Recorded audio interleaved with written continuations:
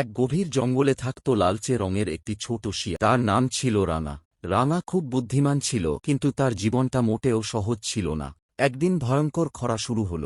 নদী শুকিয়ে গেল, গাছের পাতা ঝরে পড়ল, খাবার পাওয়া দুষ্কর হয়ে উঠল। রানা প্রতিদিন অনেক দূর হেঁটে খাবার খুঁজত, কিন্তু বেশিরভাগ দিনই খালি পেটে ফিরত। এক রাতে প্রচণ্ড ঠান্ডায় কাঁপতে কাঁপতে সে একটা গাছের নিচে বসে পড়ল।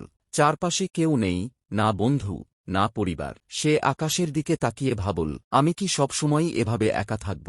পরদিন সকালে খাবার খুঁজতে গিয়ে সে মানুষের পাতা ফাঁদে পা দিয়ে ফেলল। প্রচণ্ড ব্যথায় কেঁদে উঠল রানা।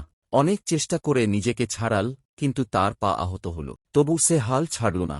ব্যথা সহ্য করে ধীরে ধীরে জঙ্গলের ভেতরে ফিরে গেল। কয়েকদিন পর বৃষ্টি নামল, জঙ্গল আবার সবুজ হয়ে উঠল, খাবার ফিরে এলো। রানা বুঝল, কষ্ট যত বড়ই হোক, আশা হারালে চলবে না।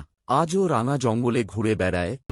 If you enjoyed this video, please like and follow.